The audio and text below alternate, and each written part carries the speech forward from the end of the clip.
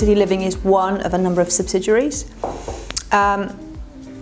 We were kind of looking at the drivers, what were the drivers for establishing Exeter City Living, and we kind of encapsulated them in what we call the 3 C's.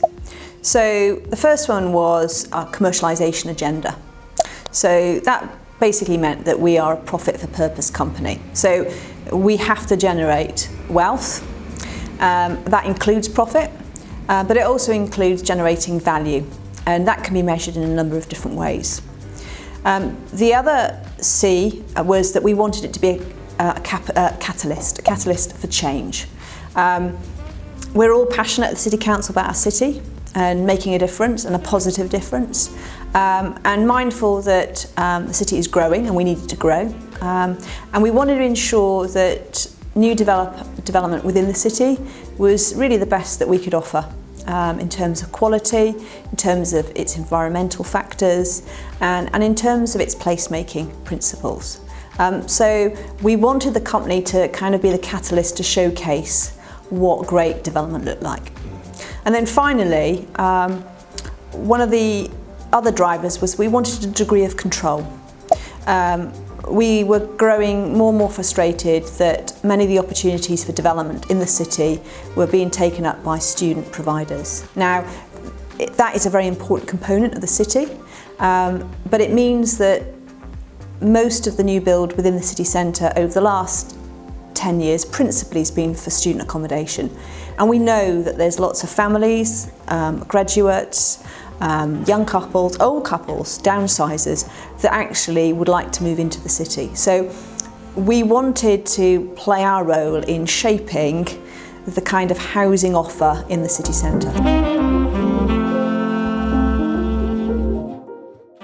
So we were an earlier pioneer. We've been able to establish some UK firsts in Exeter. Firstly, we built the first multi-residential development back in 2010 at Knight's Place. We're just currently completing the UK's first passive house extra care village at St Loy's. And of course our new leisure centre is a UK first as well. That's kind of put us in quite a limelight, and I guess one of the nice consequences of my role at the council has been that we've attracted a lot of interest from other public sector developers as well as private sector developers. And something that I'm quite passionate about is really sharing our experience and our lessons learned. So a lot of what we do at the moment, and that kind of will fall within another of the subsidiaries of the Exeter City Group, is to provide kind of consultancy and development agency services to other developers. I first started building to the standard 12 years ago, and at that time it was a very unfamiliar standard in the UK.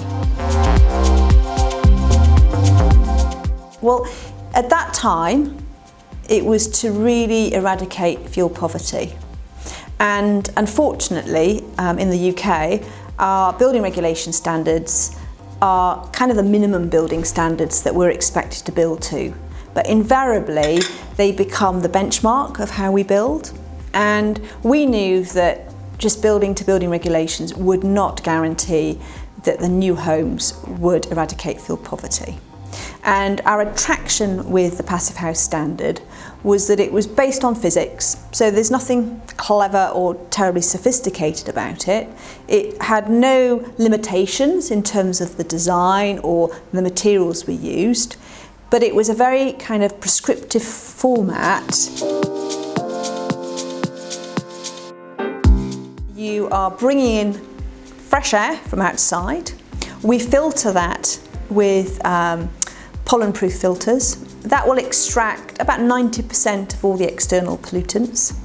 That fresh air then comes in, and it's then passed through a heat exchanger with the stale air that's coming out of the home, and the heat from that stale air is being extracted. So the fresh air doesn't mix with the stale air.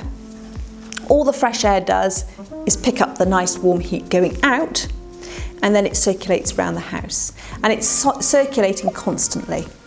So you're creating a very warm, comfortable, fresh living space.